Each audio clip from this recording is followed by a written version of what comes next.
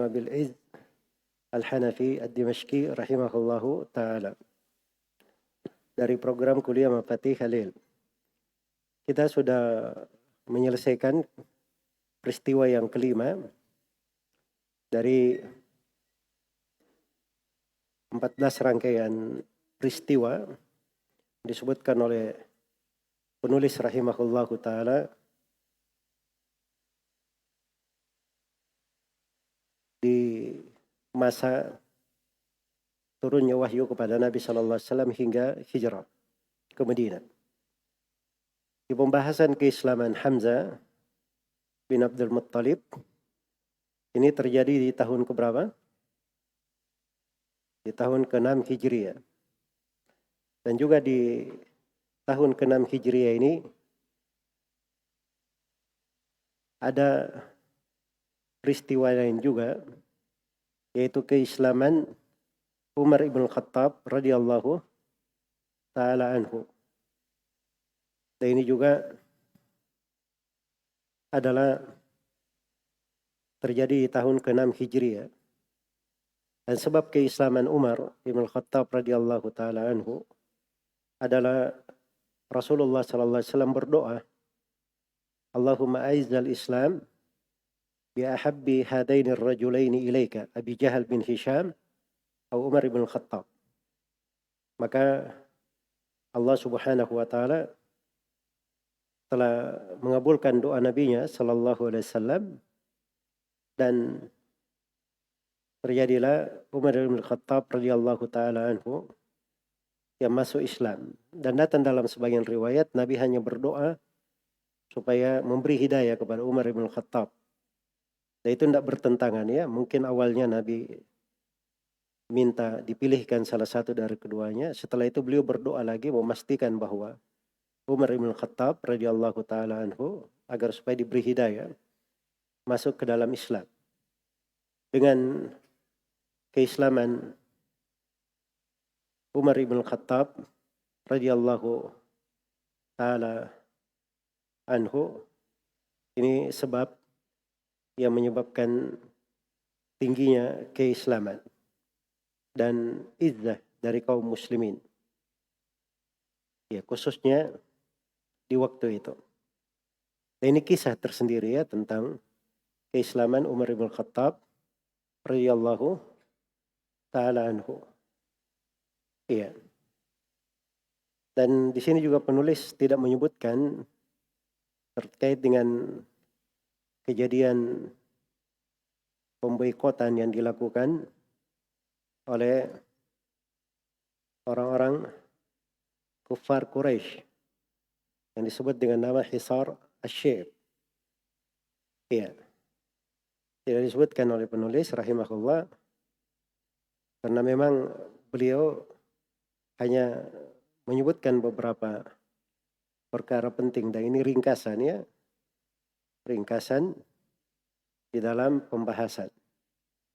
Ya, padahal Al-Hisar ini pemboikotan itu berlangsung lama ya, selama 3 tahun.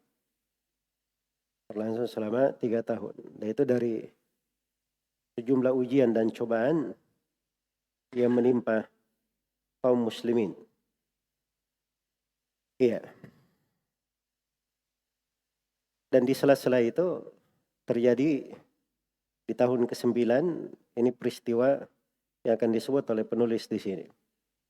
Ini peristiwa yang ke-6 dari urutan peristiwa-peristiwa yang disebut oleh penulis rahimahullah setelah fase atau setelah turunnya wahyu.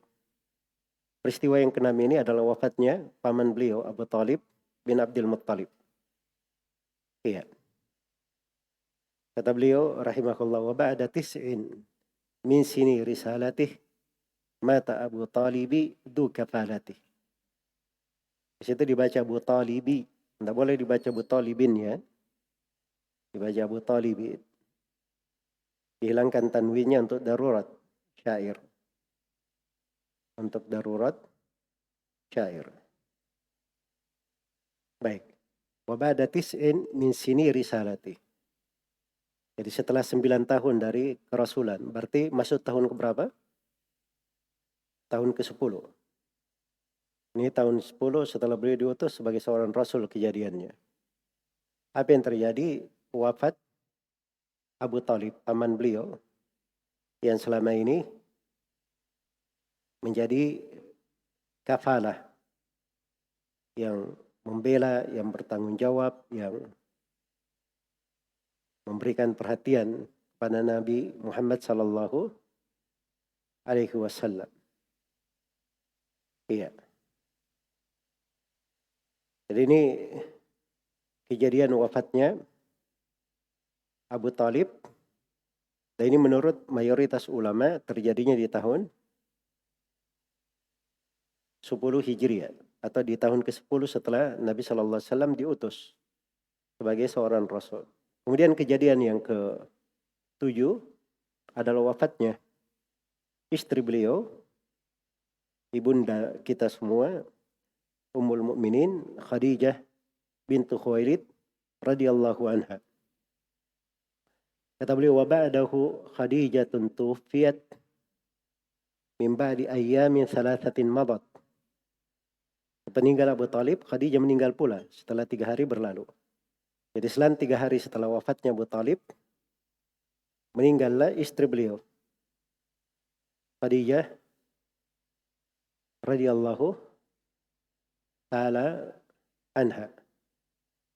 Ya, dimaklumi ya, ini 2 orang sangat penting sekali dalam kehidupan Nabi sallallahu alaihi wasallam. Satu pamannya yang selama ini membelanya, melindunginya, dan satunya lagi istrinya yang selama ini menjadi penguat beliau secara lahir dan batin, yang berkorban dengan segala yang dia miliki untuk Rasulullah sallallahu alaihi wasallam.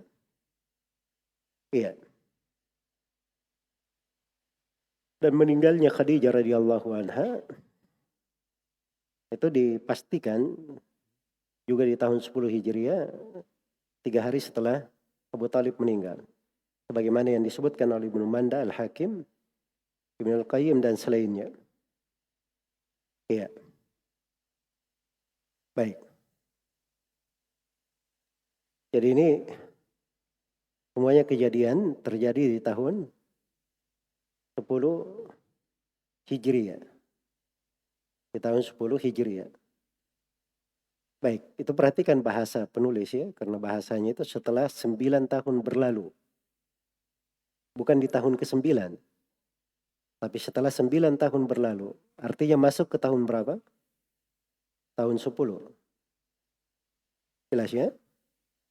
Jadi ini kejadian di tahun 10 Hijriah. Baik. Ada sebagian orang yang mengatakan tahun 10, bukan tahun 10 Hijriah, tahun 10 setelah Nabi diutus sebagai seorang rasul. Jadi tahun 10 setelah Nabi diutus sebagai seorang rasul, ada yang mengatakan bahwa itu adalah tahun berduka. Amul Hazan katanya. Amul Huzun. Karena itu paling banyak dukanya Nabi sallallahu alaihi wasallam. Di tahun 10 itu sudah akhir dari pemboikotan ya. Kena musibah pula. Rasulullah, musibah yang sangat besar. Iya. Meninggal pamannya, dan terjadi musibah yang lebih besar daripada itu. Meninggal istrinya, Khadijah radhiyallahu anha. Maka sebagian dari orang-orang menamakan bahwa tahun ini adalah tahun kesedihan. Dan ini penamaan tidak ada asal usulnya. Tidak ada asal usulnya. Di kalangan para ulama, ahli sejarah, ahli sirah. Bahkan ini kata tahun kesedihan itu adalah hal yang tidak mencocoki keindahan syariat. Sebab Nabi SAW itu orang yang paling baik sangkaannya kepada Allah. Iya. Jadi nggak cocok ya kalau dikatakan bahwa ini adalah tahun kesedihan. Bahasa-bahasa yang seperti itu ditinggalkan. Ya. Pada umat ini selalu banyak harapan. Selalu banyak harapan. Sa'id bin Musayyab bin Hazn. Ini seorang tabi'in. Ayah beliau seorang sahabat, Musayyab. Dan kakek beliau juga sahabat. Kakeknya.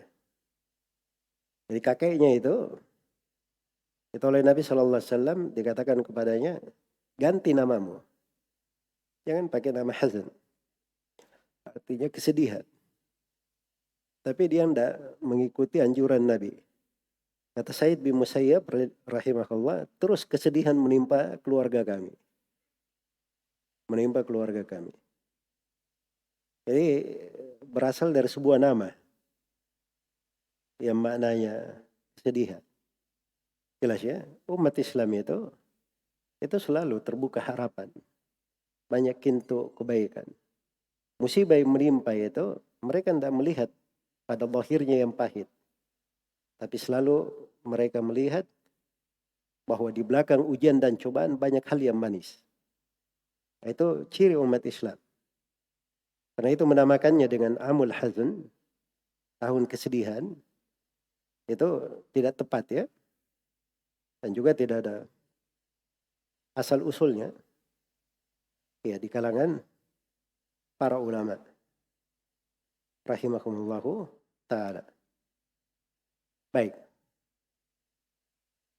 Kemudian berikutnya di kejadian yang ke-8 adalah keislaman para jin dari wilayah Nasibin. Para jin dari wilayah Nasibin. Ini yang dikatakan di bait syair yang ke-33. Wa ba'da khamsina wa rub'in aslama. Jinnu Nasibina wa adu fa'alama. Iya.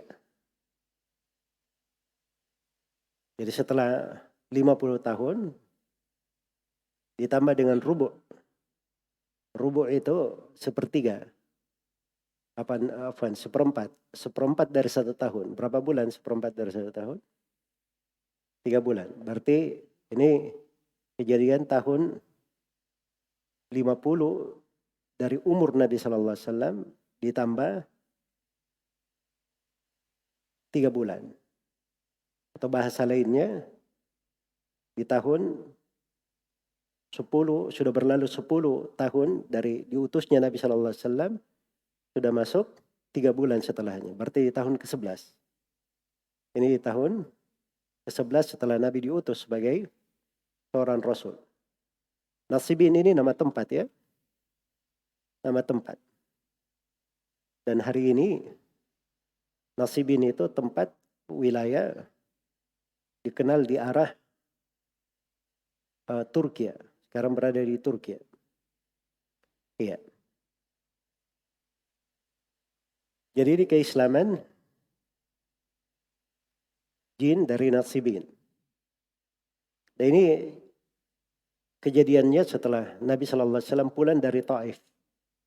Dan ini kejadian Taif tidak disejarahkan juga oleh penulis di sini, tidak disebut peristiwa. Setelah Rasulullah SAW ditinggal oleh pamannya, wafat pula istrinya setelah itu masa yang sangat berat sekali bagi Rasulullah SAW. Selama ini ada pamannya yang melindunginya. Ya, ketika beliau sudah ditinggal oleh pamannya, maka Rasulullah SAW mendatangi keluarganya di wilayah Taif. Dan itu ada kisah tersendiri tentang perginya Nabi SAW ke Taif. Iya. Bagaimana perlakuan penduduk Taif melempari beliau dan bagaimana turun malaikat penjaga gunung. Ya, dan seterusnya ya dari kisah tersebut. Tapi bersamaan dengan itu Rasulullah SAW tetap bersabar. Dan Nabi berkata, innila arju ayakhruja min aslabihim man ya'buduna Allah atau man ya'budullah la yusyriku bihi syai'an. Saya sangat berharap keluar dari belakang mereka orang yang beribadah kepada Allah dan tidak pernah berbuat kesyirikan. Iya. Jadi kesedihan itu boleh saja menimpa seorang muslim. Ada kesedihan, itu wajar, biasa. Air mata berlinang itu biasa. Sebab Nabi SAW juga berlinang air matanya tatkala putranya Ibrahim meninggal. Itu biasa. Dan itu tabiat manusia. Tapi yang membedakan umat Islam dengan yang lainnya, in takunu ta'lamuna fa innahum ya'lamuna kama ta'lamun wa tarjuna minallahi ma la yarjun.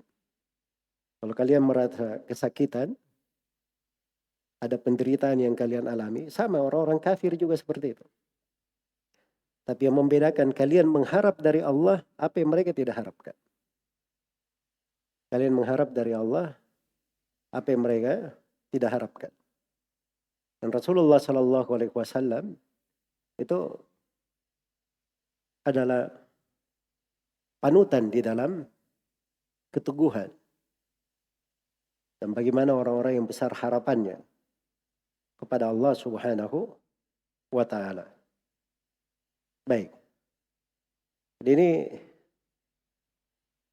suatu peristiwa tersendiri ya, keislaman sekelompok jin dari Nasibin ini. Iya. Kelompok jin dari Nasibin. Jadi Allah menjayakan agama, masuk Islam dari kalangan manusia, masuk Islam pula dari kalangan apa? Dari kalangan jin.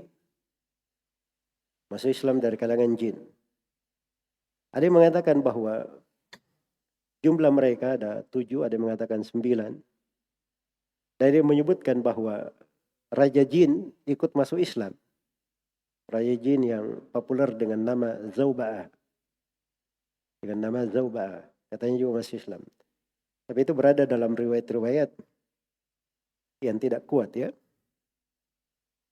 Riwayat-riwayat yang tidak kuat.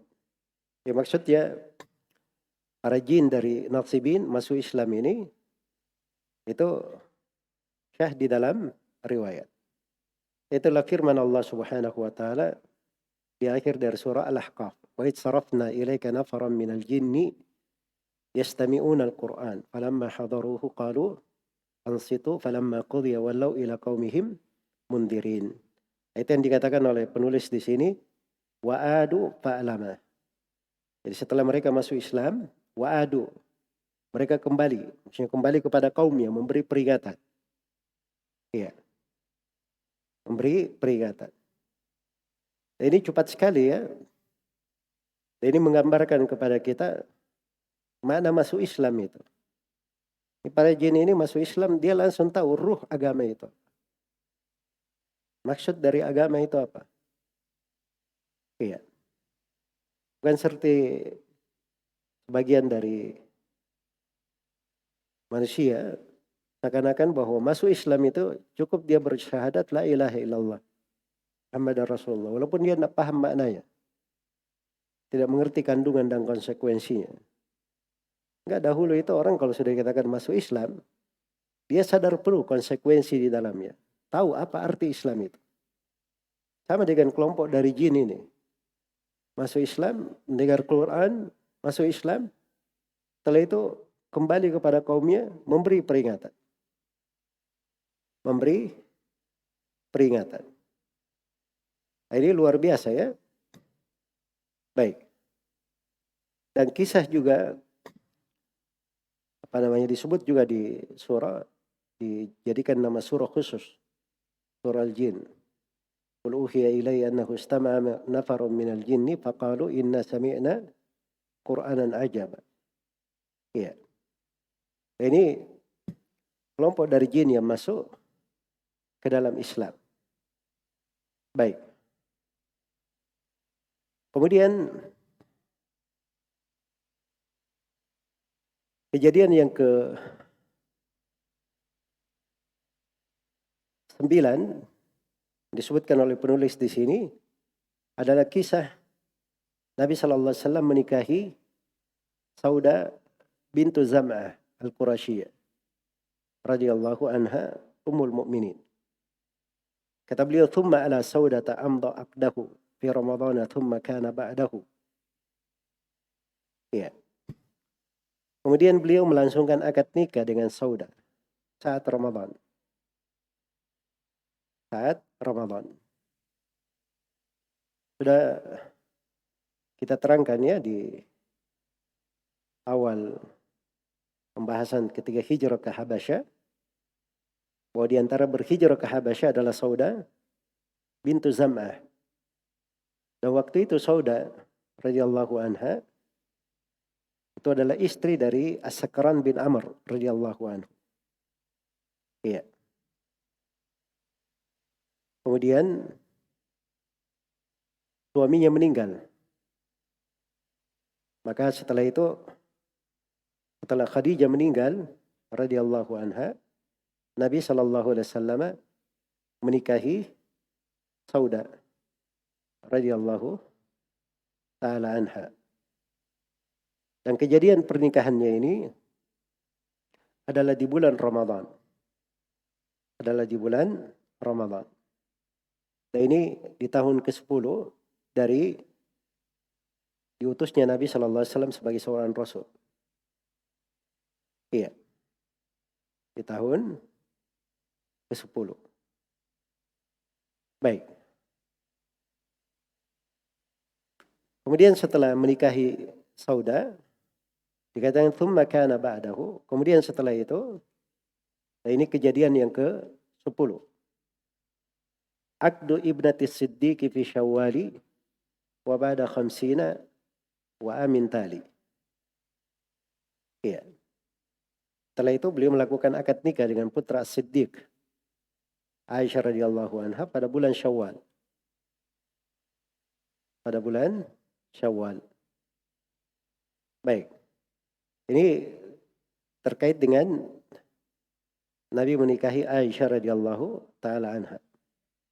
Jadi yang dipastikan bahwa Nabi itu menikah itu setelah Khadijah meninggal radhiyallahu anha. Kemudian ada silam pendapat di tengah para ulama, siapa yang dahulu dinikahi oleh Nabi? Apakah Sauda dahulu, kemudian Aisyah, atau Aisyah dahulu, kemudian Sauda? Kemudian Sauda. Iya.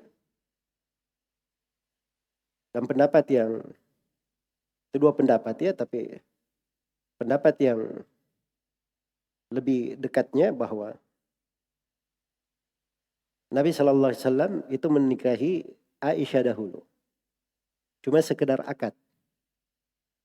Belum masuk tinggal bersamanya. Setelah akad nikah, kemudian berjalan, lalu Nabi menikahi Sauda. Menikahi Sauda.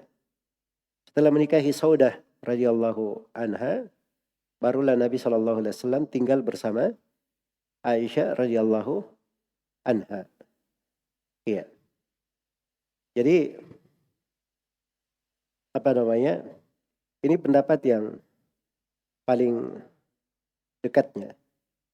Dan ini pendapat mayoritas ulama. Mereka menganggap bahwa akad terhadap Aisyah lebih dahulu daripada akad terhadap Sauda. Ya, tapi begitu akad terhadap Aisyah, Nabi tidak langsung tinggal bersama Aisyah. Tidak langsung tinggal bersama Aisyah radhiyallahu anha. Beliau nikah dengan Sauda, langsung tinggal bersamanya. Itu biasa ya di pernikahan. Biasa di pernikahan. Di tengah orang Arab maupun selain orang Arab. Jadi kadang terjadi akad nikah. Sudah terjadi akad nikah. Tapi suami istri belum tinggal bersama. Belum tinggal bersama. Baik. Dan itu tidak dipermasalahkan. Jadi ini urutan Aisyah kemudian Sauda. Itu yang dipegang oleh mayoritas ulama. Nah, itu yang dikuatkan oleh Abu Nuaim al-Asbahani dan Ibnu Katsir rahimahullahu ta'ala. Iya. Baik. Nah, ini banyak riwayat ya, kisah riwayat yang terkait dengan hal tersebut. Adapun Aisyah dinikahi di bulan Syawal, itu di Sahih Muslim dari Aisyah sendiri. Aisyah berkata, "Tazawwajani Rasulullah sallallahu alaihi wasallam fi Syawal wa banabi fi Syawal." Kata beliau, Rasulullah sallallahu alaihi wasallam menikahi saya di bulan Syawal dan beliau tinggal bersama saya di bulan Syawal juga. Ya maksudnya di Syawal itu belum baru akad, belum tinggal bersama Aisyah. Nanti di Syawal berikutnya baru tinggal bersama Aisyah radhiyallahu anha. Iya, baik.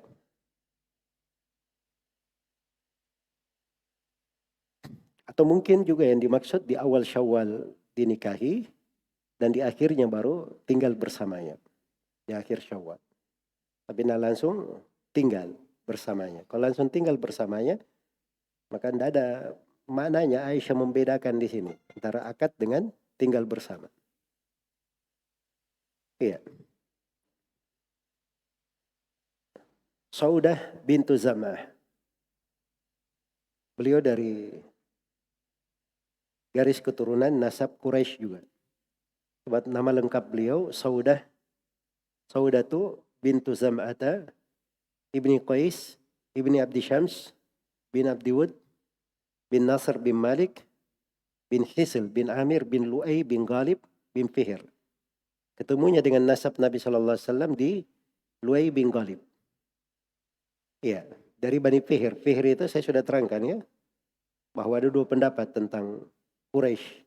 Ada yang mengatakan dari Fihr, ada yang mengatakan dari Nadar. Dari An-Nadar. Baik. Jadi ini Saudah bintu Zam'ah. Dan beliau ini dari perempuan-perempuan yang banyak berkahnya. Karena ibu-ibu kaum mukminin itu perempuan-perempuan bukan sembarangan. Perempuan yang terbaik yang pernah ada di atas muka bumi mereka itu. Iya. Karena itu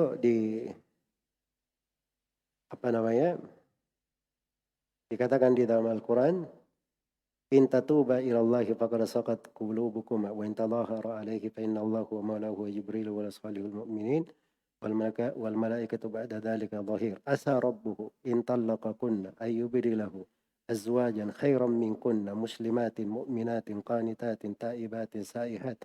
Dan seterusnya. Jadi maksudnya dikatakan dalam ayat, kalau dia tidak bertobat, ini kan kisah terkait dengan Aisyah radhiyallahu taala dan Hafsah. Melakukan kesalahan disuruh bertobat. Kalau kalian tidak bertobat, maka mungkin saja Allah akan mengganti mereka perempuan yang lebih baik daripada kalian. Disebutkan sifatnya yang terbaik ini. Sekarang pertanyaannya, setelah ayat turun, Nabi mengganti istrinya atau tidak? Tidak ada yang diganti. Berarti mereka ini yang terbaik sudah. Untuk Nabi SAW. Jelas ya? Ya dari situ bahwa istri-istri Nabi itu perempuan yang terbaik di atas muka bumi. Perempuan-perempuan yang terbaik di atas muka bumi dari umat ini. Dipilih oleh Allah Subhanahu wa taala untuk mendampingi Nabi Muhammad sallallahu alaihi wasallam. Iya.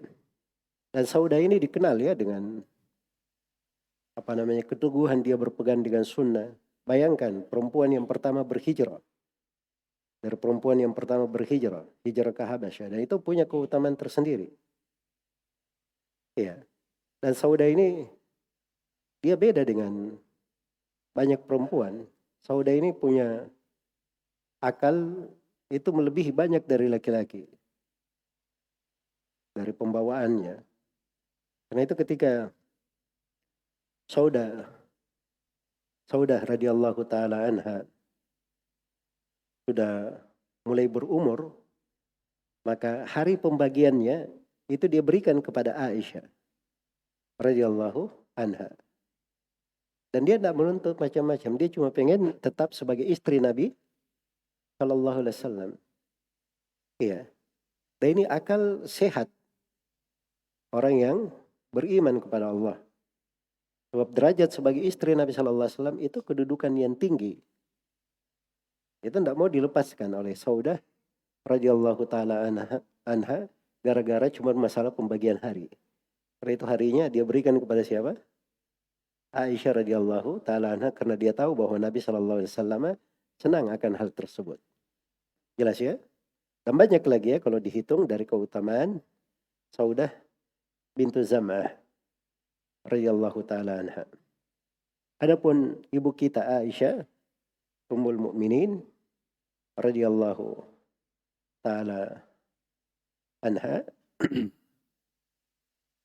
ya, beliau dilahirkan di Mekah. Dilahirkan di Mekah radhiyallahu taala anha. Iya. Dan dimaklumi bahwa beliau adalah putri Abu Bakar As-Siddiq radhiyallahu taala anha. Dinikahi oleh Nabi Shallallahu Alaihi Wasallam. Yang usia beliau masih muda. Ada sebagian riwayat menyebut 6 tahun, sebagian riwayat menyebut 7 tahun. Iya. Ketika Aisyah berkata di bulan Syawal, tadi saya sebut kemungkinan ya. Ya. Tapi kalau dari sudut tahqiq riwayatnya, itu Aisyah radhiyallahu taala anha telah terjadi akad nikah, dinikahi oleh Nabi di tahun ke-6 atau ke-7, dan Nabi tinggal bersamanya nanti di kota Madinah. Dan umur Aisyah adalah 9 tahun. Adalah 9 tahun. Iya. Dan ini pernikahan Nabi dengan Aisyah radhiyallahu anha ini menjadi fitnah terhadap kaum munafikin dan orang-orang yang jauh akalnya dari makna keislaman. Mereka berkata, kenapa Nabi menikahi anak kecil? Iya. Akhirnya muncul pembahasan kaum munafikin tentang menikahi anak kecil itu berbahaya. Nah, ini orang yang tidak mengerti arti kehidupan, tidak mengetahui sejarah manusia. Dia tidak tahu bahwa di tengah manusia itu pernikahan di usia muda itu biasa terjadi. Biasa terjadi. Bahkan disebutkan dari Imam Syafi'i rahimahullah, walaupun mungkin dalam riwayat ada pembahasan, beliau pernah melihat nenek-nenek usianya baru 21 tahun. Hah? Jadi dia nenek usianya baru berapa? 21 tahun. Kira-kira dia menikah di usia berapa? Ini nenek ini. Usianya baru 21 tahun. Ya mungkin dia nikah di usia 10 tahun, lahirkan anak usia 11 tahun. Anaknya hidup sampai umur dia 20 tahun, melahirkan lagi 21 tahun. Sudah 21 tahun dia sudah punya cucu. Iya. Jadi itu biasa terjadi di tengah manusia. Oh, itu membahayakan anak perempuan. Ya kadang otak yang berpikir ini otak yang berbahaya memang. Makanya bahasanya itu membahayakan. Itu anak perempuan yang bagaimana dulu. Anak perempuan itu berbeda-beda dari sudut dia sudah layak bersama suami atau tidak. Karena itu Nabi SAW menikahi Aisyah, beliau nggak langsung tinggal bersama Aisyah. Tapi dipilih di umur yang sudah layak tinggal bersama suami. Nah, itu kan sebuah derajat tinggi di dalam syariat. Menunjukkan rahmat Islam. Karena seorang perempuan, dia cepat menikah, artinya langsung ada yang bertanggung jawab terhadapnya. Ada yang menanggung nafkahnya. Nah, itu kan keutamaan besar bagi perempuan. Penjagaan untuknya. Terkait dengan masalah tinggal bersama, nah itu ada sudut keindahan syariat di situ. Sebab memang tidak boleh membahayakan. Jadi dilihat pada hal yang layak, dan perempuan itu tinggal bersama suaminya. Kapan dia layak, umurnya berapa. Itu berbeda-beda antara seorang perempuan kepada perempuan yang lain. Jelas ya? Jadi memberi hukum mutlak bahwa nikah di usia muda itu adalah kezaliman, itu pendapat yang tidak benar. Nah, itu dari salah satu trik kaum munafikin agar supaya banyak terjadi kerusakan di atas muka bumi. Karena itu orang-orang yang menganut pendapat ini itu biasa saja kalau melihat perzinahan terjadi di sana sini, kemungkaran terjadi di sana sini. Karena memang cara berpikirnya bukan cara berpikir yang menghendaki kebaikan, tapi ingin mencari sudut-sudut kejelekan. Dia bisa menjelekkan hal-hal yang dibenarkan di dalam syariat. Baik. Selesai di pembahasan Nabi SAW menikahi Aisyah radhiyallahu taala anha. Dan terkait dengan keutamaan Aisyah radhiyallahu taala anha, keutamaannya banyak ya. Dan ini perlu pembahasan tersendiri terkait dengan perempuan-perempuan yang berada di sekitar Nabi sallallahu alaihi wasallam. Sebab mereka ini para pengukir sejarah. Saya sudah sebut tadi bahwa mereka adalah orang-orang perempuan-perempuan yang terbaik dipilihkan oleh Allah untuk nabinya, Nabi Muhammad sallallahu alaihi wasallam. Karena itu istri-istri Nabi itu ada pembahasan tersendirinya di dalam sirah. Hanya saja tidak semuanya ya disebutkan oleh penulis rahimahullahu taala. Ya, dan mungkin akan datang sebagian penyebutan istri-istri beliau yang lain yang dinikahi oleh Nabi sallallahu alaihi wasallam di fase Madinah. Ini kan masih fase Mekah ini. Disebut Aisyah, Saudah dan Aisyah radhiyallahu anhuma. Kemudian kejadian yang ke-11, ini peristiwa Isra dan Mi'raj. Peristiwa Isra dan Mi'raj. Iya. Baik.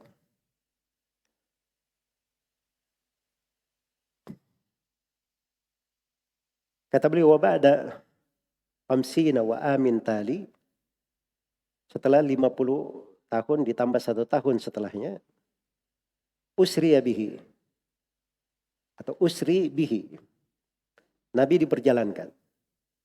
Wassalawatu furidat, kemudian salat diwajibkan, khamsan bi khamsina kama qad hufidat. Jumlahnya adalah 5 waktu salat, dan itu senilai dengan 50 waktu salat sebagaimana yang telah dihafalkan. Jadi ini 1,5 bait syair ya. Ini penyebutan peristiwa Isra dan Mi'raj. Iya. Ini peristiwa Isra dan Mi'raj, dan di dalamnya terdapat kewajiban salat 5 waktu. Kewajiban salat 5 waktu. Mungkin antum ada yang bertanya, apa bedanya? Tadi kan sudah diterangkan. Awal perasulan langsung diajari salat. Ya sudah ada kewajiban salat. Ini salat 5 waktu. Beda ya antara salat 5 waktu dan apa? Salat. Yang pertama itu salat, diwajibkan salat. Tapi berapa waktu? Itu belum turun syariat salat 5 waktu. Tapi dasar kewajiban salat sudah ada. Dasar kewajiban salat sudah ada. Ini penjelasan tentang salat 5 waktu. Baik, sebelum sampai ke salatnya, di sini setelah 51 tahun. Iya. 51 tahun. Jadi sepakati oleh para ulama hadis sirah bahwa kejadian Isra dan Mi'raj ini setelah tahun ke-10. Apakah dia di tahun ke-11 atau tahun ke-12? Itu silam pendapat tengah para ulama. Walaupun mayoritas ulama mengatakan itu di tahun ke-12. Makanya bahasa penulis itu setelah 51 tahun setelahnya. Berarti masuk ke tahun 52 dari umur Nabi Shallallahu alaihi wasallam. Artinya sudah masuk ke tahun berapa? Tahun 12 dari semenjak Nabi diutus sebagai seorang rasul. Jelas ya? Tahun ke-12. Dan itu pendapat mayoritas ulama. Bahkan Ibnu Hazm menukil kesepakatan akan hal itu. Tapi kayaknya kesepakatan yang dinukil oleh Ibnu Hazm itu berlebihan ya. Karena ada dari ulama yang lain yang berpendapat bahwa kisah Isra dan Mi'raj ini itu terjadinya di tahun ke-11 Hijriah. Bukan di tahun ke-12. Iya. Baik. Kemudian sini dikatakan usri bihi. Asalnya itu kata usriya bihi asalnya. Tapi di situ disukun karena mengikuti qafiyahnya supaya menjadi mustaf'ilun ya. Usri bihi wassalawatu furidat. Jadi beliau diperjalankan. Nah, ini kisah Isra. Jadi ada dua di situ ya. Ada Isra dan ada apa? Ada Mi'raj. Ada Mi'raj. Jadi Isra itu artinya beliau diperjalankan dari Masjidil Haram ke Masjidil Aqsa. Itu Isra namanya. Dan Isra itu perjalanan, tapi terjadinya di malam hari. Kata Isra itu perjalanan terjadinya di mana? Di malam hari. Karena itu di ayat dikatakan Subhanalladzi asra bi'abdihi laylan minal masjidil harami ilal masjidil aqsa. Ke Masjid Al-Aqsa. Baik. Jadi ini yang disebut dengan Isra. Nabi SAW diperjalankan. Setelah itu ada kejadian Mi'raj. Mi'raj itu Nabi diangkat ke langit. Nabi diangkat ke langit. Sampai ke Sidratil Muntaha. Diangkat sampai ke Sidratil Muntaha. Iya. Dan kejadian Isra dan Mi'raj ini, itu juga telah syah di dalam hadits Jabir dan Ibnu Abbas yang telah berlalu. Bahwa beliau berdua mengatakan itu kejadiannya di hari Senin tanggal 12 Rabi Al-Awwal. Di hari Senin di tanggal 12 Rabiul Awal. Iya. Nah di situ ditambahin haditsnya wa fihi urija bihi ila sama.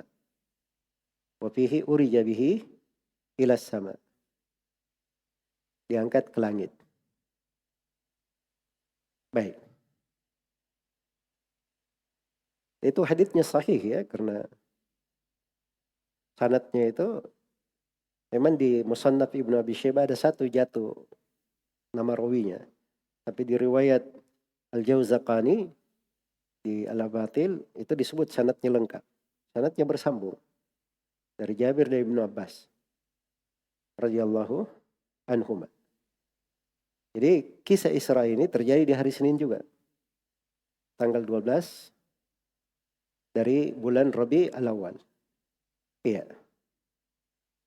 Dan pendapat jumhurul ulama bahwa Nabi itu diperjalankan dengan jasad dan ruhnya. Dengan jasad dan ruhnya. Iya. Itu kadar yang ingin kita bahas di sini. Adapun bagaimana rincian Isra dan Mi'raj itu banyak sekali riwayat-riwayat. Syekh Al-Albani rahimahullah itu mengumpulkan seluruh riwayat yang terkait dengan Isra dan Mi'raj dalam satu buku tersendiri. Dalam satu buku tersendiri. Baik. Jadi kalau ada yang bertanya, Isra itu dari mana? Dari Masjidil Haram Mekah menuju ke mana? Masjidil Aqsa. Masjidil Aqsa di mana itu? Baitul Maqdis. Jelas ya? Kalau Mi'raj dari mana? Dari Baitul Maqdis ke mana? Ke langit. Sidratil Muntaha. Itu yang disebut dengan Mi'raj. Baik, apa yang ditemukan di Mi'rajnya? Ini pembahasan Mi'raj ini salah satu bantahan terhadap ahlul bidah yang mengingkari bahwa Allah di atas langit. Andai kata Allah di mana-mana, Nabi tidak diperjalankan ke atas langit, diperjalankan kemana-mana. Jelas ya? Masuk akal nggak antum itu? Itu sederhana sebenarnya. Tiap hari, tiap tahun diperingati Isra Mi'raj, tapi tidak paham apa artinya naik ke langit. Masih mengingkari juga bahwa Allah di atas langit. Iya. Hidayah itu di tangan Allah ya. Kadang seperti itu. Orang-orang kadang subhanallah dari apa yang diamalkan harusnya dia dapat hidayah dari situ. Tapi terhalang. Tertutup hidayah itu. Ya. Jadi saya ingat ya. Cerita Syekh Muhammad Aman Al-Jami rahimahullah. Jadi waktu itu beliau cerita kepada Syekh Abdurrahman bin Nasir As-Sa'di bahwa ada masyarakat di kampungnya itu Dia percaya dengan sebagian orang sufi yang mengatakan dia tidak terlihat sholat di kampung itu. Kalau ditanya di mana kalian sholat? Kata mereka kami sholat di Masjidil Haram. Di Masjidil Haram. Syekh Abdurrahman bin Nasir As-Sa'di hanya tertawa. Dan beliau hanya berkata, dasar kalian orang-orang Afrika, kata beliau. Nah, itu kalimat akhirnya membekas di diri beliau. Benar juga ya. Di mana akal-akal kami waktu itu, katanya. Kok bisa kami percayai? Ya, sudah sholat di Mekah. Mekah itu belum masuk waktu duhur. Bagaimana dia pergi sholat di sana? Jadi maksudnya itu secara akal tidak masuk akal begitu. Ya harusnya kan jadi bahasanya dasar kalian orang-orang Afrika. Maksudnya hal yang seperti itu harusnya kalian memahami begitu. Memahami. Jadi ada hal-hal yang kadang secara akal itu bisa ditangkap ya. Tapi tertutup hidayah itu. Subhanallah. Dan memang hidayah itu di tangan Allah. Karena itu selalu perbaiki ya. Ketika baca surah Al-Fatihah itu tiap hari kita minta hidayah itu. Ihdinas siratal mustaqim. Iya. Itu direnungi dengan baik itu. Sampai di dalam masail ilmiah ada pembahasan-pembahasan ilmu. Kita hafal ayat-ayatnya, hadits-haditsnya. Tapi subhanallah kadang ada ilmu-ilmu tersembunyi di situ jelas sebenarnya. Tapi belum begitu nampak bagi kita.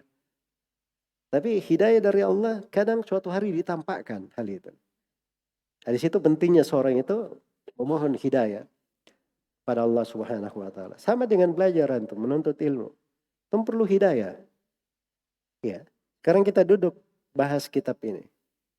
Kita uraikan masailnya. Itu hidayah juga. Siapa yang memahami kitab secara keseluruhan, siapa yang memahami sebagiannya, ada yang memahami satu masalah, dia memahami 100%, ada yang 70%, 50%, itu hidayah. Karena itu perbanyak memohon hidayah pada Allah Subhanahu wa taala. Betul kita harus berusaha, berupaya. Tapi bergantung kepada Allah itu sangat penting sekali. Sangat penting. Iya. Dan jangan seorang itu bersandar dengan amalannya, pekerjaannya. Lalu dia bergantung pada Allah Subhanahu wa taala. Baik. Di peristiwa Mi'raj itu dimaklumi ya, haditsnya di dalam riwayat Bukhari dan Muslim. Itu termasuk hadits-hadits yang paling panjang di kitab As-Sahihain. Perjalanan bagaimana Nabi SAW diperjalankan ke langit. Dan itu perlu dikaji khusus ya. Karena banyak di dalamnya mana-mana hukum-hukum, pembahasan akidah, akhlak, dan sebagainya. Di hadits tentang Nabi diperjalankan ke atas langit itu. Iya. Dan diantaranya di kisah tersebut adalah kisah kewajiban sholat 5 waktu. Kisah kewajiban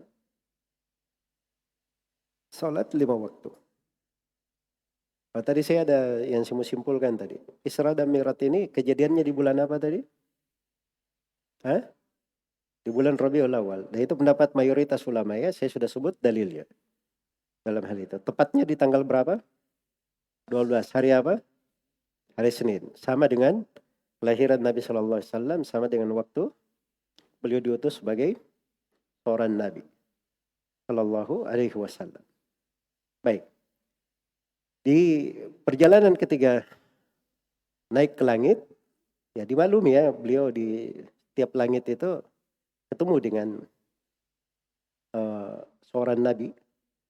Kemudian ketika Nabi Sallallahu Alaihi Wasallam sudah naik ke atas, maka dikatakan fafarada alayya 50 salatan fi kulli yawmin wa lailah. Diwajibkan atas diriku, maksudnya kepada umatku 50 salat dalam sehari dan semalam. Fanazaltu ila Musa sallallahu alaihi wasallam. Maka turunlah kepada Nabi Musa. Di langit yang ada Nabi Musa maksudnya. Faqala ma farada rabbuka ala ummatik.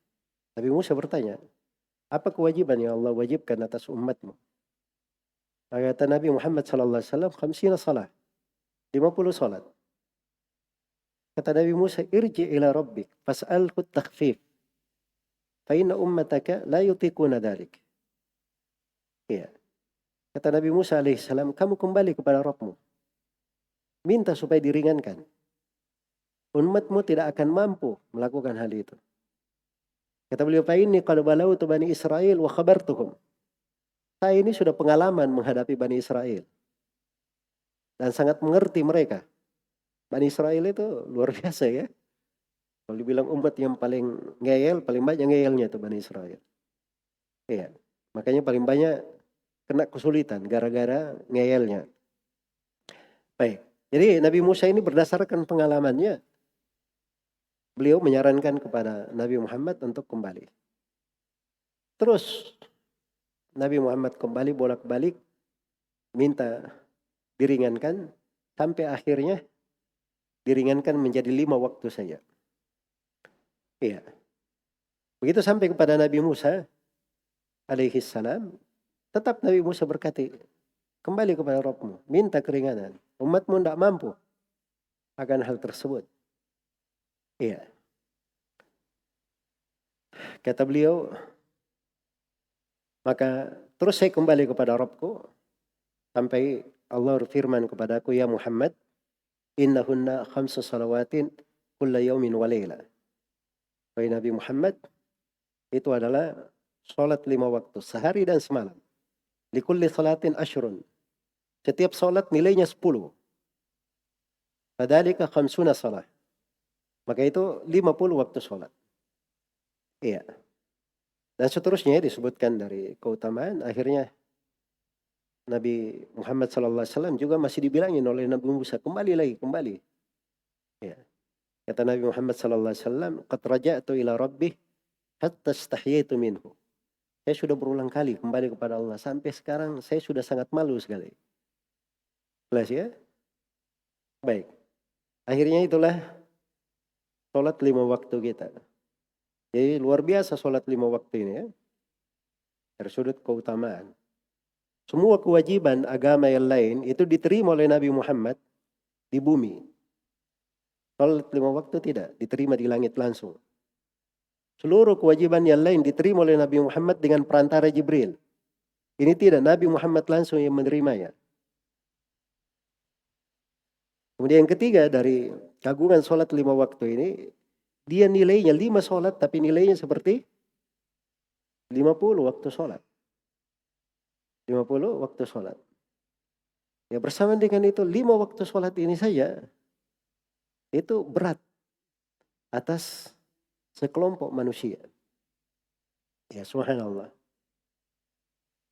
Dan ini bagi orang yang tidak memahami kadar sholat tersebut, keagungan dan kebaikannya.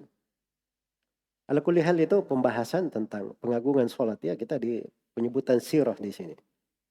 Kita tidak terlalu meluas ya menguraikan tentang hal tersebut. Baik, berikutnya. Kejadian berapa sekarang? Nah, catatan antum yang keberapa? Yang ke-12. Baik, sekarang yang ke-12. Ini yang ke-12 dan yang ke-13 sama-sama Bai'atul Ridwan. Tapi satu Bai'atul Ridwan yang pertama dan yang kedua Bai'atul Ridwan yang kedua.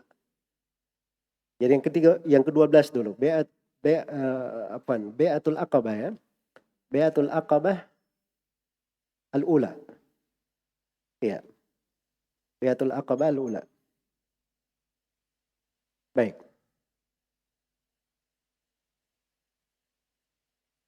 Al-Aqabah itu di pembahasannya orang Arab, itu adalah jalan yang berada di gunung. Iya. Jadi tempat agak berada di lereng atau di gunung begitu. Dan ini Aqabah ini itu tempat antara Mina dan Mekah. Antara Mina dan Mekah. Iya. Jadi sampai sekarang pun ada sebagian tempat yang di lereng itu disebut Aqabah. Karena memang bahasa Arab seperti itu.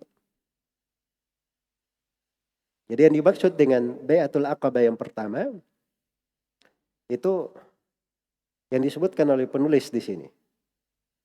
Kata beliau, wal bai'atul ula ma'atnai asyara min ahli Taibata kama qad dzukira.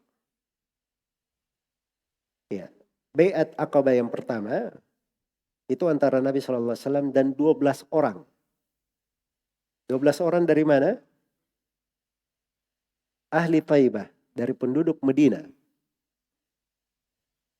Dari penduduk Medina. Taibah itu salah satu nama dari apa? Nama kota Medina.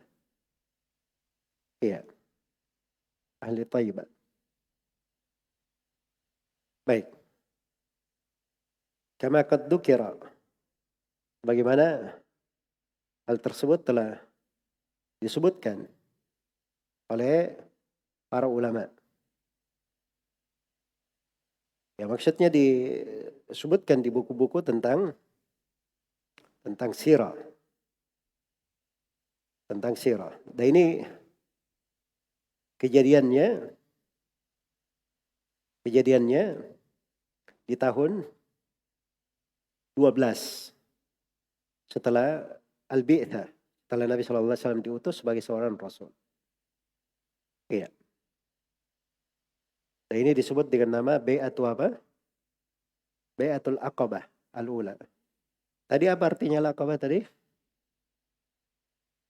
Tempat yang tinggi, berada di lereng gunung. Iya. Itu disebut Aqabah. Tepatnya di mana tadi? Antara Mina dan Mekah. Antara Mina dan Mekah. Baik. Jadi Rasulullah SAW itu dimaklumi bahwa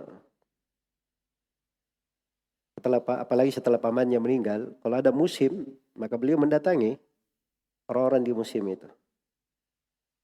Dan beliau tawarkan dirinya kepada kabilah-kabilah Arab. Iya. Beliau tawarkan dirinya kepada kabilah-kabilah Arab. Dan beliau berkata, "Man yahmuluni ila qaumihi fa uballigha kalama rabbi. Fa inna Quraisyan qad mana'uni an uballigha kalama rabbi." Siapa yang ingin menerima saya lalu dia bawa saya ke tengah kaumnya, supaya saya sampaikan firman Rabbku. Sebab orang-orang Quraisy telah melarang saya akan hal tersebut. Jadi ini memberikan kepada kita faedah ya, bahwa Nabi itu uslub mengajak dan menawarkan itu dengan membacakan Al-Quran. Kalam Allah yang dibacakan. Makanya terhadap orang Arab beliau bacakan Al-Quran. Dan itu cukup untuk membuktikan kenabian beliau sallallahu alaihi wasallam. Nah, orang-orang Arab itu tidak bisa mendatangkan. Semisal dengan itu. Iya. Jadi Rasulullah sallallahu alaihi wasallam menawarkan hal itu sampai akhirnya beliau pun dijumpai oleh sekelompok orang dari Al-Ansar. Iya. Kelompok dari Al-Ansar radhiyallahu taala anhu. Dan terjadilah Bai'atul Aqabah tersebut. Dan di sini disebutkan oleh penulis rahimahullahu taala jumlahnya ada 12 orang. 12 orang itu kebanyakannya dari kabilah Al-Khazraj.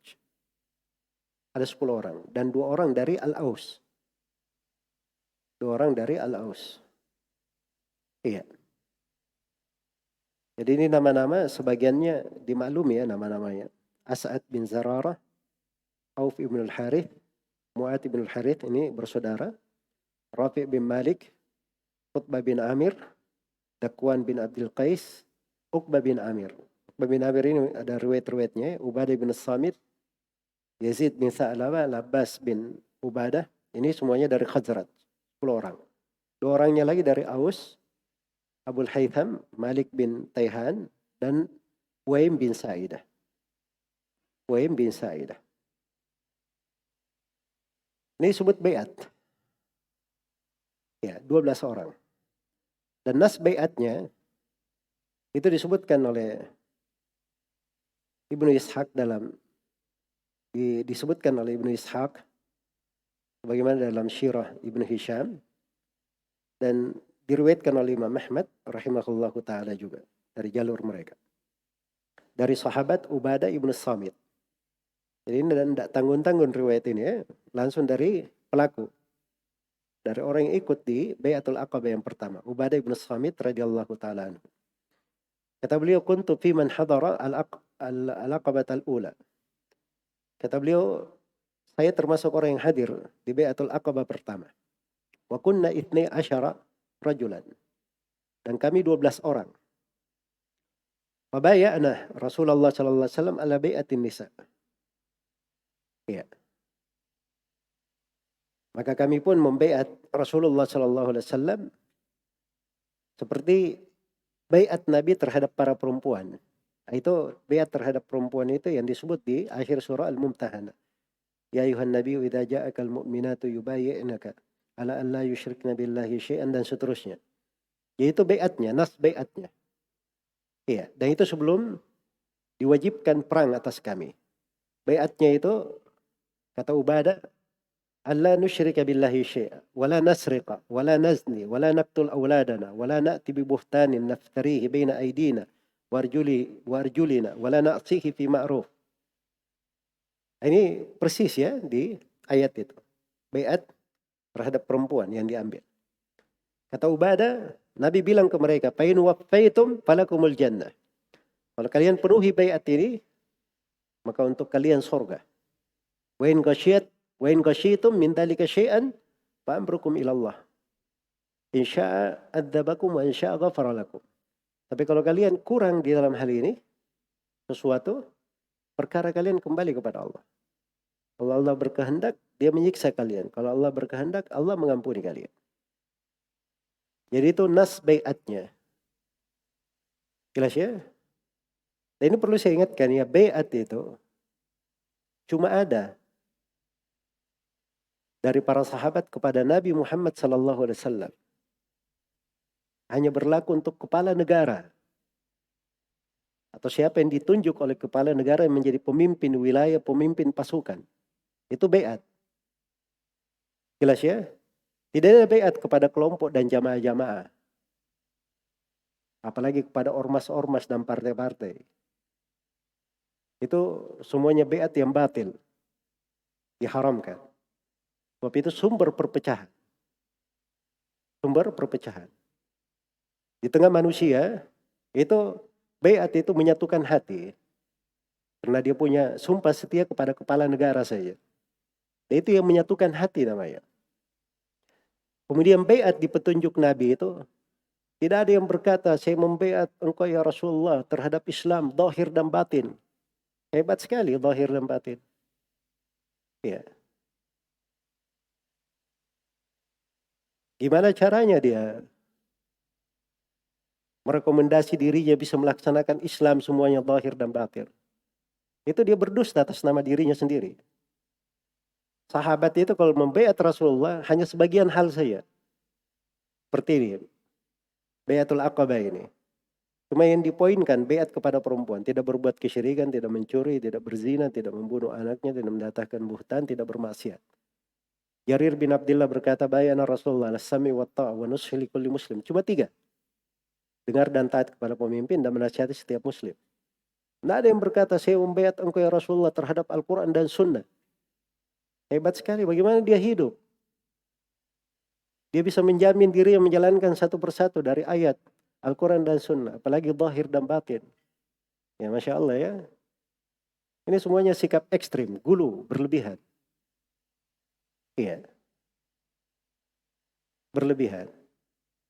Dan itu tidak dibenarkan di dalam beragama. Baik. Jadi ini baiat Al-Aqabah. Yang pertama yang diambil oleh Rasulullah SAW terhadap 12 orang sahabat. Setelah itu kejadian yang ke-13. Iya. Kejadian yang ke-13 dikatakan di sini oleh penulis wa ba'da thintaini wa khamsina ata sab'una fil mausimi hada thabata. Setelah 52 tahun umur beliau, datanglah 70 orang pula pada musim haji. Hal ini telah sabit ya di dalam riwayat. Nah, ini disebut dengan nama apa?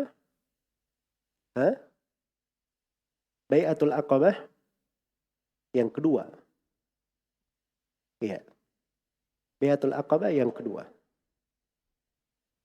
Jadi Bai'atul Aqabah ini yang pertama ini itu sumber kebaikan subhanallah bagi umat. Sumber kebaikan bagi umat.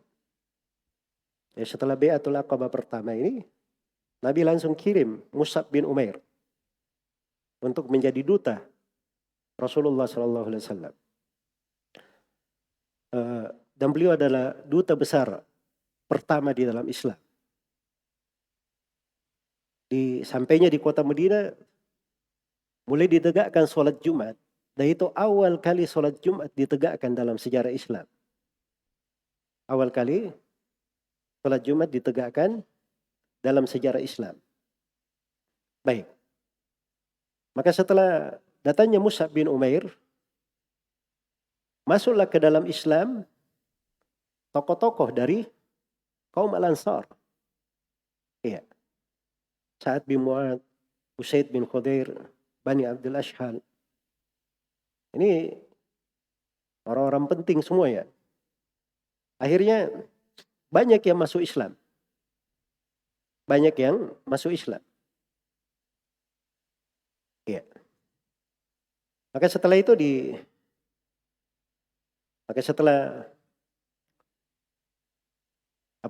tahun depannya, di musim tahun depannya, ini kan kejadian Bai'atul Aqabah tadi tahun berapa tadi? Tahun 12 setelah Nabi diutus sebagai seorang Rasul. Maka di tahun depannya, berarti tahun keberapa? 13. Makanya bahasa penulis setelah berlalu umur Nabi 52. Berarti sudah masuk ke 53 dari umur Nabi. Kalau bahasa lainnya 13 tahun setelah Nabi diutus sebagai seorang Rasul. Maka datanglah di musim haji 70 orang. Iya.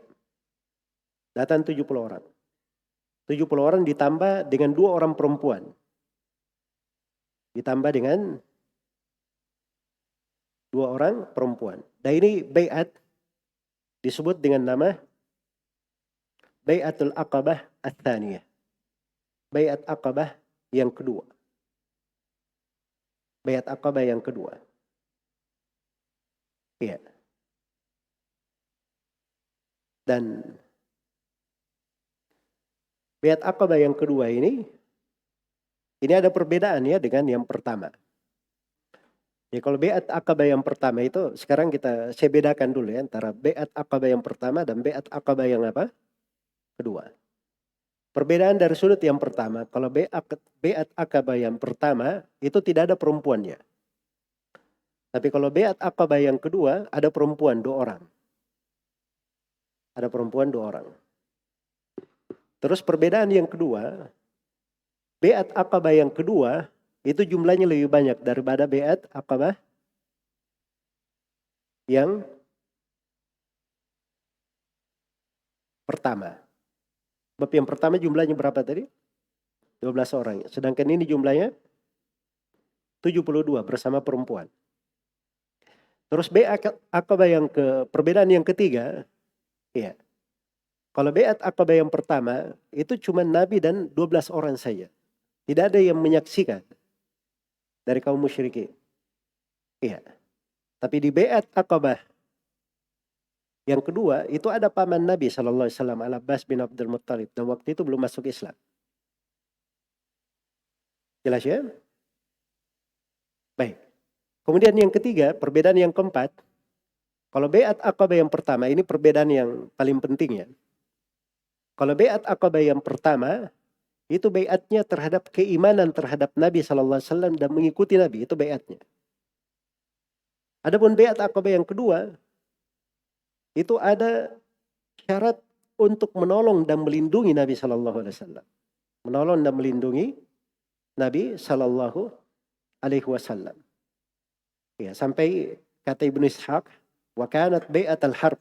Dan itu adalah bai'at peperangan. Bai'at peperangan.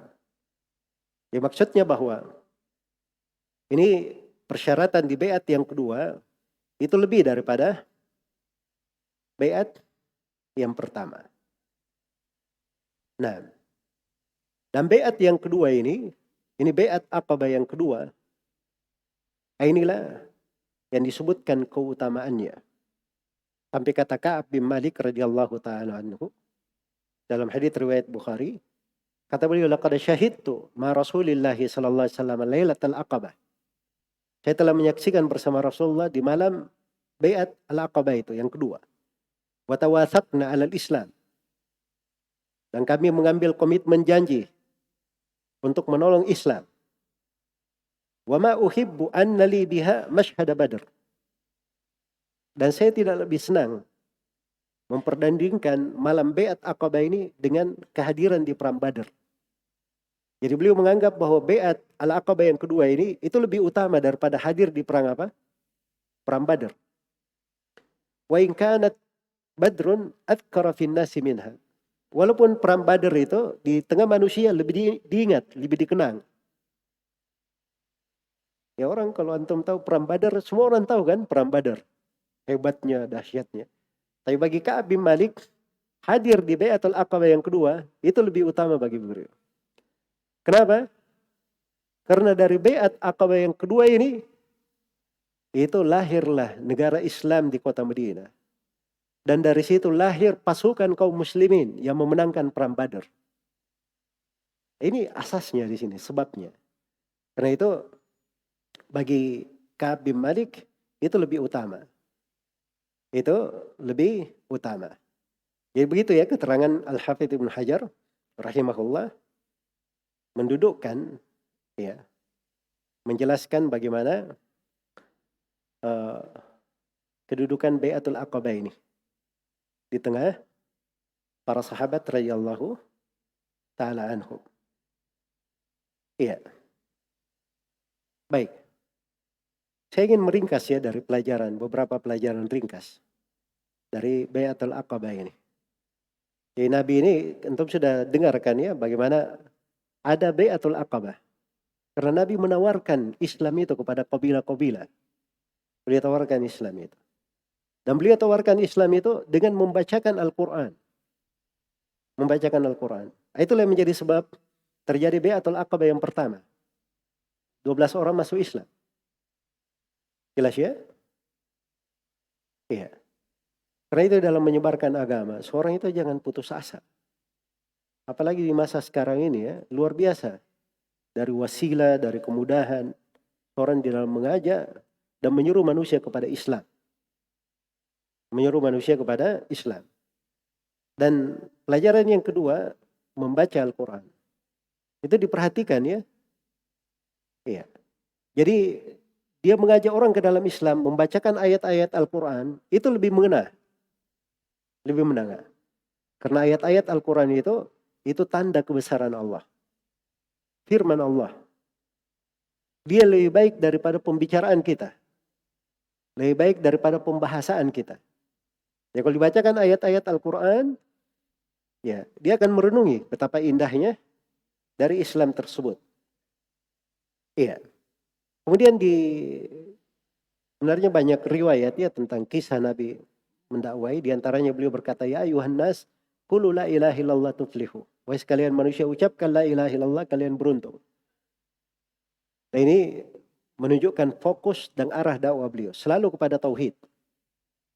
Selalu kepada tauhid. Nah seperti sebagian manusia ya, kalau kita biasa-biasa saja. Kalau kita mengajak kepada tauhid, ini bisa memecah belah orang. Ya, kita bisa ribut dengan manusia. Nah, ini kan sangkaan sebagian manusia. Dia tidak mengerti bahwa tauhid itu menyatukan. Itulah yang mengikat hati. Dan itulah sebenarnya persatuan yang menjaga kebersamaan di dalam sebuah negeri. Jadi itu harusnya ditegaskan selalu. Yang tidak paham dipahamkan. Jangan dia sembunyikan tauhid. Jelas ya? Baik. Kemudian di sini dari sudut keutamaan juga ini terdapat keutamaannya orang-orang Al-Ansar radhiyallahu anhum. Bagaimana mereka menyambut Islam ini. Iya. Baik. Nah ini Kalau disebutkan tentang keutamaan dan bagaimana kebaikan mereka, ini luar biasa ya. Tapi maksud pokoknya dari para sahabat ini menyambut Nabi Shallallahu Alaihi Wasallam, ini orang-orang yang mencari surga Allah dan ridha Allah Subhanahu wa Ta'ala. Kalau disatukan oleh satu misi ini, nah disitulah sebab kekuatan. Makanya ditegur para sahabat di perang Uhud. Kenapa terjadi kekalahan? Karena minkum mayuridud dunya wa minkum mayuridul akhirah. Di antara kalian ada yang menghendaki dunia, ada yang menghendaki akhirat. Nah, ini padahal bukan niat asalnya. Dunia itu masuk di tengah-tengah. Tiba-tiba merubah jalan gitu. Sudah ditegur para sahabat. Apalagi orang yang memang niatnya dari awal cuma dunia. Maka itu hati-hati. Karena itu seorang itu apabila dia selalu menjaga niat akhirat di dalam kebersamaan, itu akan diberkahi dalam segala hal. Diberkahi dalam segala hal. Iya. Jangan bersama-sama ini karena ini teman-teman saya nih. Ini geng saya. Atau ini saya lebih cocok dengan ini. Dengan lebih cocok dengan itu. Iya. Itu hal-hal bukan dilarang sebenarnya. Tapi itu mengikut, bukan asas. Bukan tujuan utama. Tujuan utama adalah mencari akhirat. Mencari sorga. Nah, itu harusnya yang membangun kebersamaan. Dan motivasi. Di atas kebaikan. Dan ini yang terjadi pada 2 baiat ini. Kemudian kejadian yang terakhir. Yang disebutkan oleh penulis. Rahimahullahu ta'ala di sini. Adalah tentang hijrah Nabi Sallallahu Alaihi Wasallam. Iya. Tentang hijrah Nabi Sallallahu Alaihi Wasallam. Kata beliau min taibatin fabaya'u thumma hajar Makkah yawma itsnaini min syahri Safar. Mereka datang dari Taibah. Maksudnya sama ya kelompok para sahabat itu tadi. Taibah ini salah satu nama dari nama kota Madinah. Jadi disebut Taibah. Disebut Taubah. Disebut Yathrib. Disebut juga dengan nama apa? Yathrib. Dan disebut dengan nama Al-Madinah. Karena Nabi menyebutnya Al-Madinah. Jelas ya? Jadi penamaan-penamaan untuk kota Madinah. Min taibatin fabaya'u. Ini sambungan di atas tadi ya. Atas sab'una fil musimi hada thabata min taibatin fabaya'u. Yang mereka datang dari kota Taibah berbaiat. Kemudian Taib sampai situ. Setelah itu kejadian yang ke-14. Dan ini fase terakhir dari kejadian yang terjadi di mana? Di kota Mekah. Di fase sebelum Nabi SAW berhijrah ke Madinah. Ya, yaitu beliau melakukan hijrah sekarang. Tsumma hajar Makkah yawma itsnaini min syahri Safar. Beliau melakukan hijrah. Ya. Beliau melakukan hijrah meninggalkan Mekah pada hari Senin. Pada hari Senin. Min syahri Safar. Dari bulan Safar. Dari bulan Safar. Baik. Jadi ini penyebutan bulan Nabi Shallallahu Alaihi Wasallam itu melakukan hijrah. Ya. Penyebutan hijrah ini fase terakhir ya, fase terakhir. Fase terakhir. Dan penyebutan bulan Safar itu pendapat sebagian ulama. Dan ada pendapat lain yang mengatakan bahwa hijrahnya itu di bulan Rabi' al-Awwal. Di bulan Rabi' al-Awwal. Iya. Dan penyebutan hari Senin itu datang di dalam sebagian riwayat. Tapi ada pembahasan-pembahasannya para ulama di dalam hal tersebut. Iya. Kata beliau, faja'a taibatar ridha yakina. Maka datanglah. Maka beliau mendatangi Taibah ar-ridha. Madinah Nabi SAW sangat meyakinkan. Ar-ridha ini bisa dikatakan sifat untuk Nabi ya. Nabi itu ar-ridha. Jadi fa'ilnya itu faja'a thayyibat ar-ridha. Ar-ridha itu fa'il.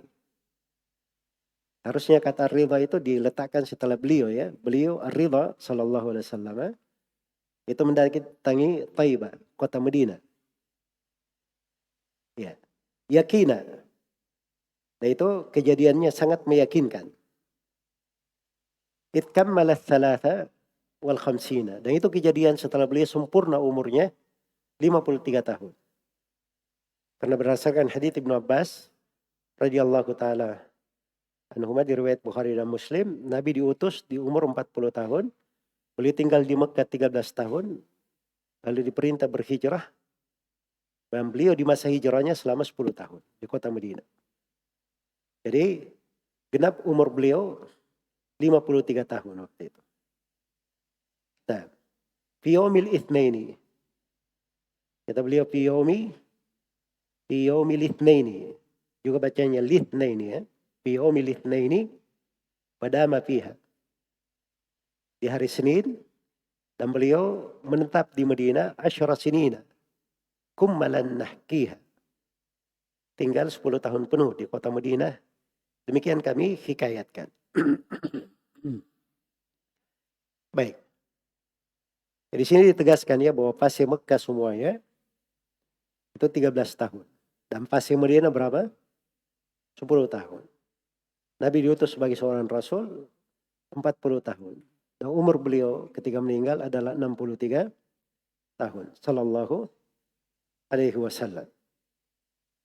Baik, adapun hijrah Nabi sallallahu alaihi wasallam dari Mekah ke Madinah ini sebenarnya pelajaran tersendiri. Kalau di buku-buku sirah itu disebut panjang lebar ya, bagaimana hijrahnya, mulai perjalanannya, berbagai kejadian yang terjadi pas saat hijrah. Ya, dan di belakang hijrah itu banyak sekali pelajaran-pelajaran yang bisa dipetik. Dan ini perlu daurah tersendiri untuk hijrah ini.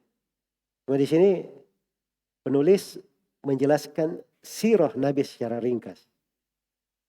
Jelaskan sirah Nabi sallallahu alaihi wasallam secara ringkas bagaimana beliau itu diperintah berhijrah.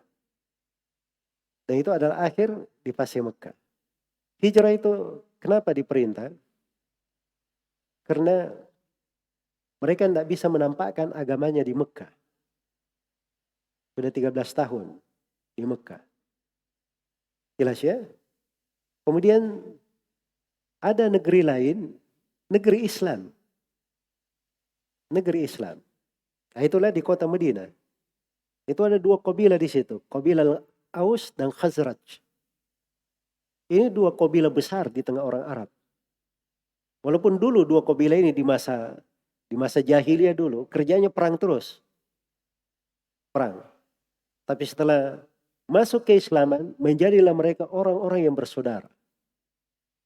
Dilembutkan hati-hati mereka. Maka terbentuklah kekuatan tersendiri yang disegani oleh orang-orang Arab. Makanya harusnya Abu Jahal, Abu Lahab itu kan gembira. Nabi pergi meninggalkan Mekah kan, harusnya begitu. Tapi kenapa mereka tidak bergembira? Malah ingin menghalangi Nabi, ingin membunuhnya. Sebab mereka ini tahu kalau Nabi pindah ke Madinah, ini adalah satu kaum yang memiliki kekuatan. Pasti akan membahayakan mereka di masa mendatang. Jelas ya? Dan subhanallah terjadi apa yang mereka takutkan. Terjadi apa yang mereka takutkan tersebut. Maka hijrahnya Nabi Shallallahu Alaihi Wasallam itu dari pertolongan Allah Subhanahu Wa Taala untuk umat ini. Iya. Jadi jangan melihat sesuatu itu dari zahirnya ya. Wah ini hijrah kita diperintah meninggalkan kampung halaman. Tidak ada orang yang senang tinggalkan kampung halamannya. Itu pahit itu. Meninggalkan kampung halaman. Bahkan ada sebagian sahabat itu subhanallah. Sampai ketika dia berada di kota Mekah, di kota Madinah sudah berhijrah. itu selalu dia berangan-angan berada di kota Mekah. Iya, ingin mencium udara kota Mekah. Ingin mencium bau jerami di kota itu. Itu kerinduan-kerinduan di hati mereka. Tapi perintah Allah lebih mereka cintai. Lebih mereka cintai. Karena itulah itu jadi didikan untuk para sahabat menjadi orang-orang hebat. Mengukir sejarah untuk umat ini dan mengukir sejarah di tengah manusia. Radhiyallahu ta'ala anhu. Iya. Jadi keberadaan Nabi Shallallahu Alaihi Wasallam berhijrah ke kota Madinah itu sebenarnya pertolongan Allah Subhanahu Wa Taala untuk Rasulnya Shallallahu Alaihi Wasallam. Dan awal hijrah itu ditampakkan kepada Nabi atau diberitahukan, diberi isyarat kepada Nabinya bahwa engkau akan diperintah berhijrah. Tapi belum diberitahu di mana tempatnya, secara tepatnya. Cuma dikatakan kamu akan berhijrah ke sebuah tanah yang banyak pohon kurmanya. Banyak pohon kurmanya. Maka Nabi menyangka bahwa itu adalah Yamama. Yamama. Tapi ternyata kata Nabi Shallallahu Alaihi Wasallam, "Faida hiyal Madinatu Yathrib." Ternyata dia adalah kota Madinah atau nama lainnya adalah kota Yathrib. Iya. Baik. Dan di dalam sebuah riwayat Al-Bukhari beliau berkata, "Inni uritu daro hijratikum data naklin baina labatain." Telah diperlihatkan kepadaku negeri hijrah kalian penuh dengan pohon korma antara dua gunung batu. Nah, itu sifatnya kota Madinah. Sifat kota Madinah. Iya.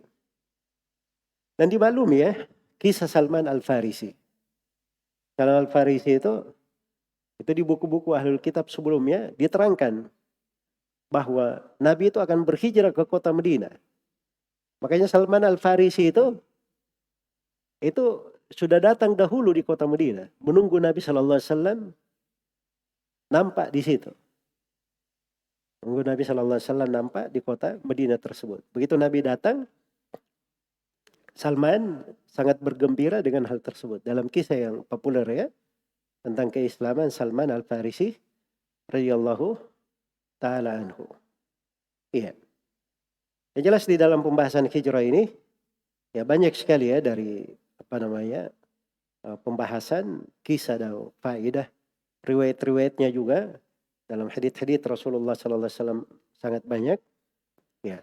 Dan kita di sini hanya menjelaskan sebatas pembahasan yang diinginkan oleh penulis rahimahullahu ta'ala. Dengan ini selesai sudah seluruh rangkaian sirah peristiwa yang terjadi dalam kehidupan Nabi Shallallahu Alaihi Wasallam di Pasir Mekah. Sebelum beliau diutus sebagai seorang rasul dan setelah beliau diutus sebagai seorang rasul sampai beliau berhijrah. Di halaman berikutnya, ini adalah peristiwa-peristiwa penting yang terjadi di kota Madinah. Oleh penulis dihitung mulai tahun pertama sampai tahun ke-10. Berdasarkan tahun beliau menghitungnya. Insyaallah ta'ala kita akan kaji nanti di sesi berikutnya. Ya wallahu ta'ala alam.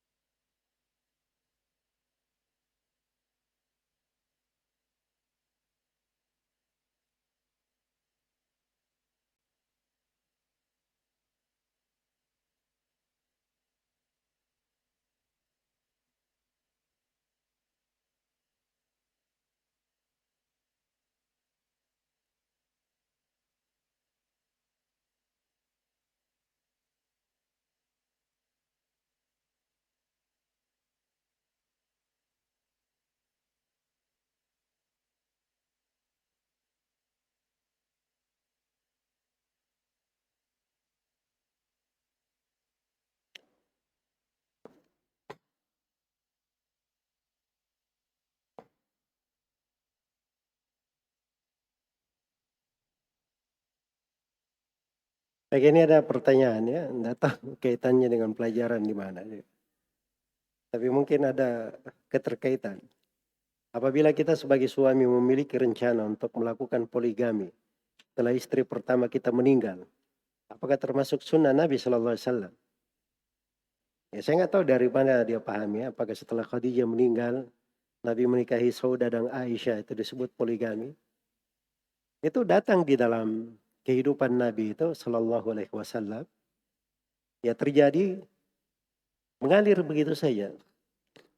Jadi ada Saudah beliau nikahi, ada Aisyah beliau nikahi. Terjadi perang Bani Mustalik beliau nikahi Zainab. Terjadi kejadian begini beliau nikahi si Fulana. Demikian seterusnya. Ya. Jadi mengatakan itu perencanaan, apalagi mengatakan itu sunnah. Jadi setelah istri meninggal sunnahnya langsung nikah dua. Nah, itu tidak benar ya cara memahami. Jadi hidupnya wajar-wajar saja, biasa-biasa saja. Pertama nikah itu karena menghidupkan sunnah ya. Terus yang kedua membangun ibadah kepada Allah Subhanahu wa ta'ala. Poligami itu bagus saja. Cuma saya selalu bilang kepada ini teman-teman ini, jangan semangat-semangat saja. Poligami itu urusan politik luar negeri. Perbaiki dulu politik dalam negerinya. Kalau sudah jago, baru main politik luar negeri. Ini mau main politik luar negeri, dalam negerinya aja ribut tiap hari.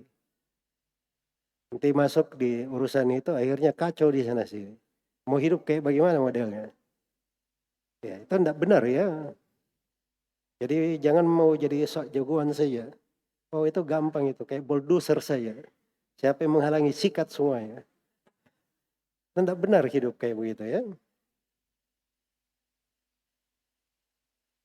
Ya, kalau ada yang mau coba-coba itu urusan dia sendiri ya, saya tidak tanggung jawab saya.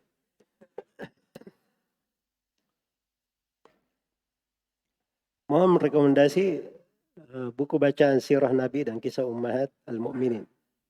Apakah kitab Rahiqul Maktum karya Syekh Safiur Rahman Al-Mubarakpur rahimahullah bisa menjadi pegangan bagi kami. Rahiq Al-Maktum bagus ya. Nah, itu tadi buku-buku sirah itu seperti itu ininya. Dia perlu seorang itu mengambil dasar-dasar ilmu dulu. Iya. Ya antum selesaikan buku ini, pelajaran itu sudah memiliki kunci dari ilmu sirah. Karena saya sudah berikan tadi kaidah-kaidahnya dari sudut riwayatnya, kemudian antum pahami pokok-pokok masail di pembahasan sirah. Iya. Nanti setelah itu yang berkembang di belakangnya ada banyak buku terkait dengan pembahasan. Jadi ada buku-buku sirah Nabi, itu ada yang buku tersendiri, ada yang buku masuk di dalam buku tarikh sejarah, karena buku tawarikh itu di dalam tarikh terbagi dua, ada tarikhul ruwah, ada tarikhul akhbar. Ada tarikh tentang rawi-rawi, ada tarikh tentang berita kejadian. Itu kadang ada disebutkan sirah di situ. Seperti Al-Bidayah wan Nihayah, tarikh At-Tabari,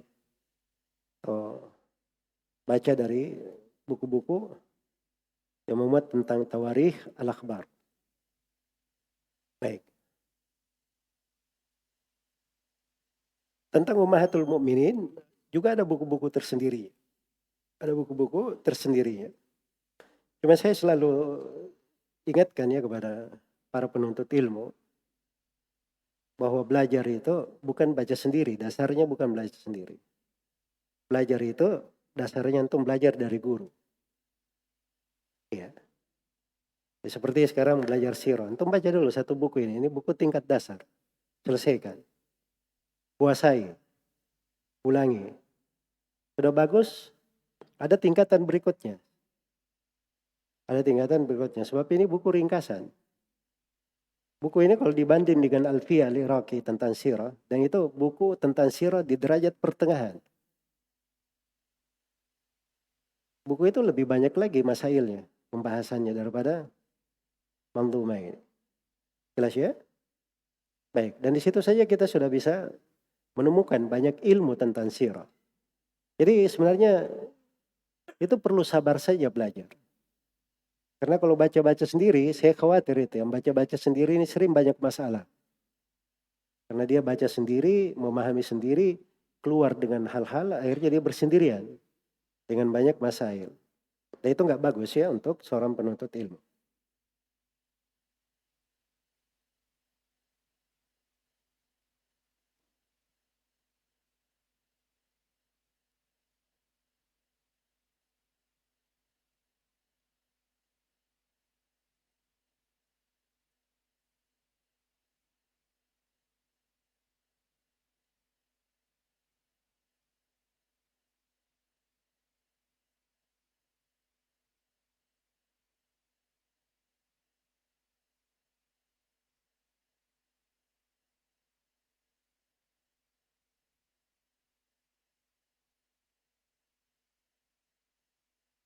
Jadi kalau Manzumah ini syarahnya, banyak yang mensyarah di masa ini dari para ulama kita.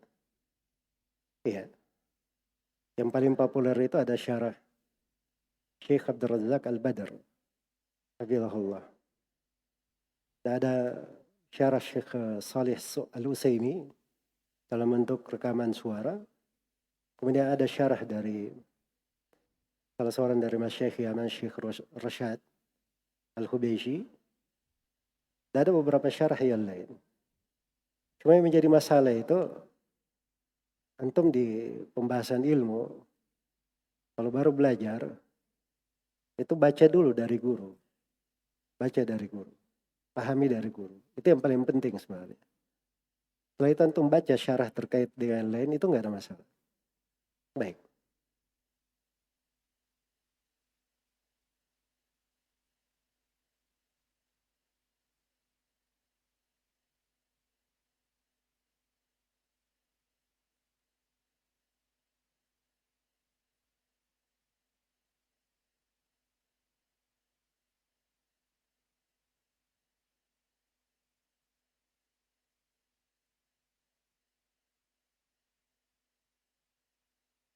Orang belajar sirah itu bukan dari film ya antum belajar.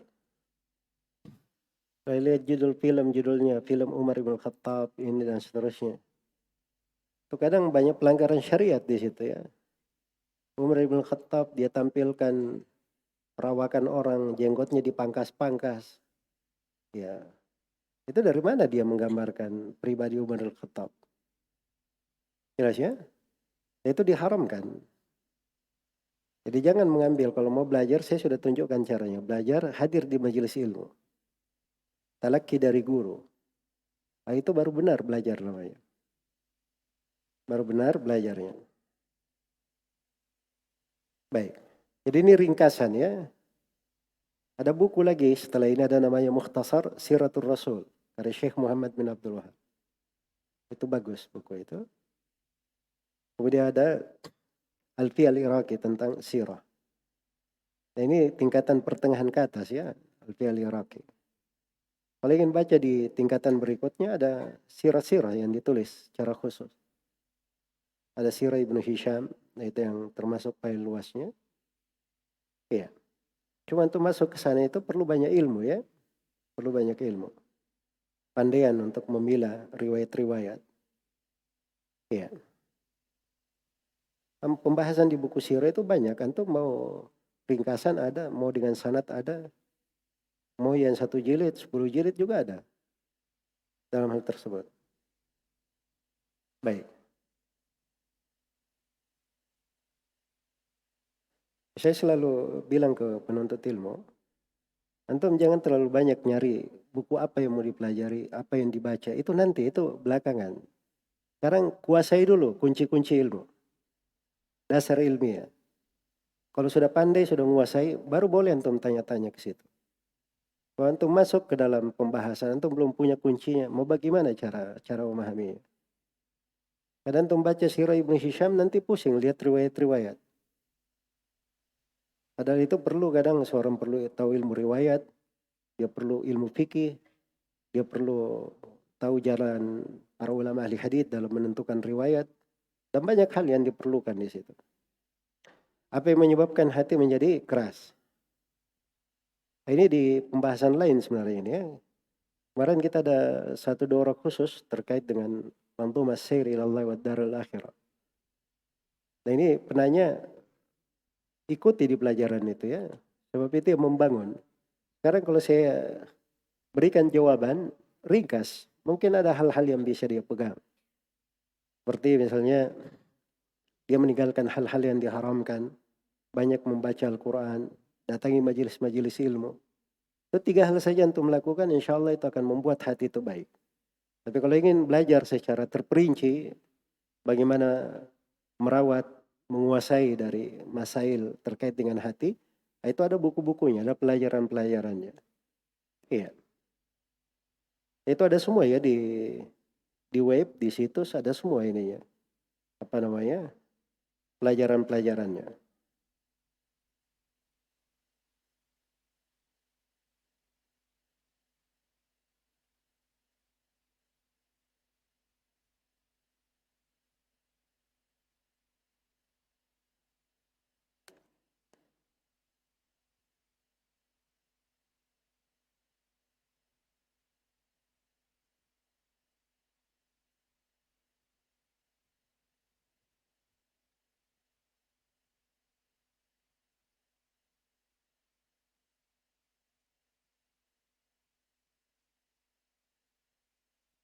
Baik, saya baca satu pertanyaan terakhir ya.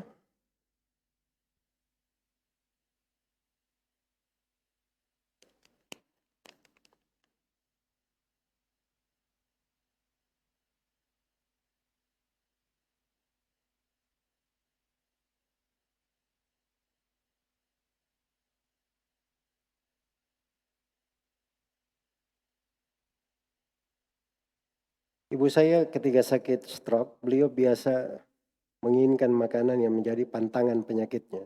Bolehkah saya tidak memberi apa yang dia minta dari makanan pantangannya? Beliau terkadang marah jika tidak diberi. Yaitu sisa pendekatan kepada orang tua ya, cara membahasakannya, cara menjelaskannya. Iya. Jadi boleh dia hibur dengan hal yang lain. Nah kalau diberi dari makanan dan itu akan menambah penyakitnya, membahayakannya, maka itu bukan sayang kepada orang tua namanya.